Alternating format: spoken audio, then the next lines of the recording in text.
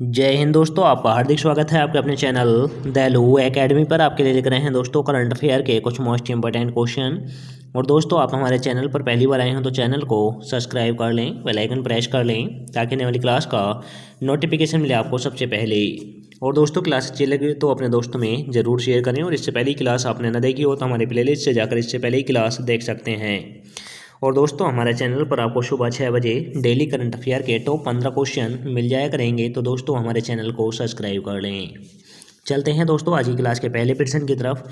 जैसे कि आज की क्लास का पहला प्रश्न है, भारत के किस राष्ट्रीय उद्यान को 446 दर्जा प्रजातियों के साथ देश के दूसरे सबसे बड़े तितली विविधता केंद्र के रूप में पहचाना गया है? तो दोस्तों, यह पहचाना गया है काजीरंगा राष्ट्रीय उद्यान को। काजीरंगा राष्ट्रीय उद्यान को पहचाना गया है। तो दोस्तों, इसका राइट आंसर हो जाएगा option number D. Option number D is right answer.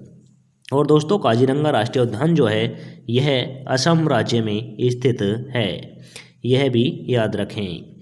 अब चलते हैं दोस्तों अगले प्रश्न की तरफ। जैसे कि अगला प्रश्न है, किस हवाई अड्डे ने अक्टूबर 2024 में अपने इंस्ट्रूमेंट लैंडिंग सिस्टम और प्रीसीजन प्रीसीजन अप्रोच पाथ इंडेक्टर का आंकन आंकन पूरा किया है कर लिया? तो दोस्तों, यह क्या है? नोएडा हवाई अड्डे ने, यह नोएडा हवाई अड्डे ने किया है। तो दोस्तों, इसका राइट आंसर हो जाएगा ऑप्शन नंबर ए। और दोस्तों, नोएडा हवाई अड्डा जो है यह उत्तर प्रदेश राज्य में है, यानी यूपी में स्थित है। अब चलते हैं अगले प्रश्न की तरफ। जैसे कि अगला प्रश्न है, डिजिटल इंडिया कॉरपोरेशन के प्रबंध निदेशक और मुख्य कार्यकारी अधिकारी तथा राष्ट्रीय ई गवर्नेंस विभाग के अध्यक्ष मुख्य कार्यकारी अधिकारी के रूप में किसे नियुक्त किया गया है? तो दोस्तों, यह किया गया है आकाश त्रिपाठी को। आकाश त्रिपाठी को किया गया है। तो दोस्तों, इसका राइट आंसर हो जाएगा option number B. Option number B is right answer. अब चलते हैं अगले प्रश्न की तरफ। जैसे कि अगला प्रश्न है, भारत ने 31 MQ 9V ड्रोन प्राप्त करने के लिए किस देश के साथ $3.5 बिलियन का समझौता किया है? तो दोस्तों, यह किया है संयुक्त राज्य अमेरिका के साथ। यह संयुक्त राज्य अमेरिका के साथ किया है। तो दोस्तों, इसका राइट आंसर हो जाएगा option number B. Option number B is right answer. और दोस्तों, संयुक्त राज्य अमेरिका की राजधानी वाशिंगटन डीसी है, मुद्रा डॉलर है। रूस की राजधानी दोस्तों मॉस्को है, मुद्रा रूबल है। फ्रांस की राजधानी दोस्तों पेरिस है, यह भी याद रखें। अब चलते हैं अगले प्रश्न की तरफ। जैसे कि अगला प्रश्न है, हाल ही में किस बैंक ने थोक बैंकिंग लाइसेंस प्राप्त करने के बाद सिंगापुर में अपनी पहली शाखा खोली है? तो दोस्तों, थोक बैंक लाइसेंस प्राप्त करने के बाद सिंगापुर में पहली शाखा किस बैंक ने खोली है? तो दोस्तों, ये खोली है HDFC बैंक ने। HDFC बैंक ने खोली है। तो दोस्तों, इसका राइट आंसर हो जाएगा ऑप्शन नंबर ए। और दोस्तों, आप HDFC फर्स्ट बैंक पर मत चले जाना, यह आंसर गलत है। इसका आंसर बिल्कुल सटीक ए आंसर है। अब चलते हैं अगले प्रश्न की तरफ। जैसे कि अगला प्रश्न है, किस भारतीय राज्य ने 25 प्रमुख और 2280 लघु खनिज ब्लॉकों की नीलामी करके पाठधारकों को आश्रय पत्र प्रदान किए हैं? तो दोस्तों, यह किए हैं गुजरात राज्य ने। यह गुजरात राज्य ने किए हैं। तो दोस्तों, इसका राइट आंसर हो जाएगा option number C. Option number C is right answer. Gujarat की राजधानी दोस्तों गांधीनगर है, महाराष्ट्र की मुंबई है। और दोस्तों, मुंबई को भारत का प्रवेश द्वार कहा जाता है। और दोस्तों, कर्नाटक की बेंगलोर है, बेंगलोर को सिलिकॉन वैली कहा जाता है। तमिलनाडु की राजधानी दोस्तों चेन्नई है। अब चलते हैं अगले प्रश्न की तरफ। जैसे कि अगला प्रश्न है, डाइथोइल ईथर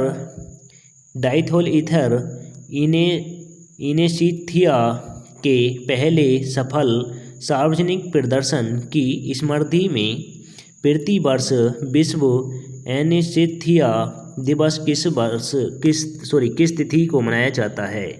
तो दोस्तों यह मनाया जाता है 16 अक्टूबर को। 16 अक्टूबर को एनेस्थीसिया दिवस के रूप में मनाया जाता है। तो दोस्तों इसका राइट आंसर हो जाएगा option number B. Option number B is right answer. अब चलते हैं अगले प्रश्न की तरफ, जैसे कि अगला प्रश्न है, किस देश ने दोनों देशों में फिल्म निर्माताओं के बीच सहयोग को सुविधाजनक बनाने के लिए भारत के साथ ऑडियो विजुअल सह निर्माण समझौते पर हस्ताक्षर किए? तो दोस्तों यह किए हैं कंबोडिया देश ने, यह कंबोडिया देश ने किए हैं। तो दोस्तों इसका राइट आंसर हो जाएगा option number B. Option number B is right answer. अब चलते हैं अगले प्रश्न की तरफ, जैसे कि अगला प्रश्न है, अप्रैल से सितंबर 2024 तक कौन सा देश भारत का प्रमुख आयात स्रोत बन गया है? तो दोस्तों अप्रैल से सितंबर 2024 तक कौन सा देश भारत का प्रमुख आयात स्रोत बन गया है?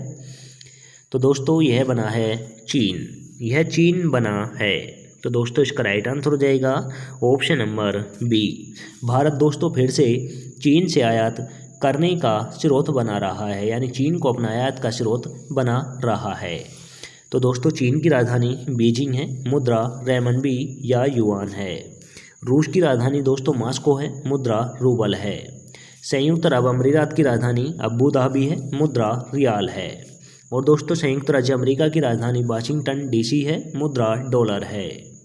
अब चलते हैं अगले प्रश्न की तरफ, जैसे कि अगला प्रश्न है, 7वीं अंतर्राष्ट्रीय सौर गठबंधन सभा कहाँ आयोजित होगी? तो दोस्तों 7वीं सौर गठबंधन सभा कहाँ आयोजित होगी? तो दोस्तों यह होगी नई दिल्ली में, यह नई दिल्ली में होगी। तो दोस्तों इसका राइट आंसर हो जाएगा option number C. Option number C is right answer. अब चलते हैं अगले प्रश्न की तरफ, जैसे कि दोस्तों अगला प्रश्न है, हरियाणा के मुख्यमंत्री के रूप में दूसरी बार किसने शपथ ली है? तो दोस्तों हरियाणा के मुख्यमंत्री दूसरी बार कौन बने हैं? तो दोस्तों ये बने हैं नायब सिंह सैनी। नायब सिंह सैनी हरियाणा के मुख्यमंत्री बने हैं। तो दोस्तों इसका राइट आंसर हो जाएगा ऑप्शन नंबर ए। और दोस्तों हरियाणा की राजधानी चंडीगढ़ है। और दोस्तों हरियाणा में वर्तमान समय में बीजेपी की सरकार बनी है।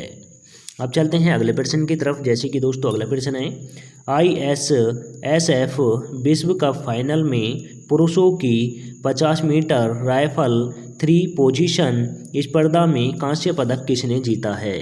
तो दोस्तों यह जीता है अखिल श्योरण ने जीता है। तो दोस्तों इसका राइट आंसर हो जाएगा option number B. Option number B is right answer.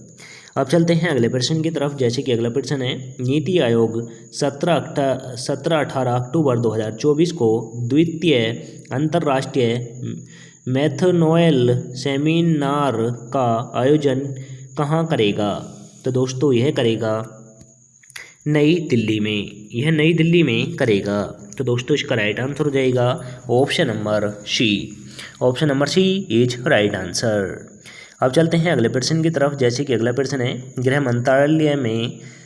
मंत्रालय में विशेष सचिव के रूप में किसे नियुक्त किया है? तो दोस्तों गृह मंत्रालय में विशेष सचिव के रूप में किसे नियुक्त किया गया है? तो दोस्तों यह किया गया है प्रवीण बिशिष्ट को किया गया है। तो दोस्तों इसका राइट आंसर हो जाएगा ऑप्शन नंबर बी। और दोस्तों अपने देश के गृह मंत्री जो हैं वह अमित शाह जी हैं, यह भी याद रखें। और इसी के साथ आज की क्लास समाप्त होती है। आपको क्लास कैसी लगी यह कमेंट करके बताएं। क्लास अच्छी लगी हो तो दोस्तों अपने दोस्तों में ज़रूर शेयर करें। चैनल पर पहली बार आए हो तो दोस्तों चैनल को सब्सक्राइब कर लें, बेल आइकन प्रेस कर लें ताकि आने वाली क्लास का नोटिफिकेशन मिले आपको सबसे पहले। मिलेंगे दोस्तों नेक्स्ट क्लास के साथ। जय हिंद, वंदे मातरम।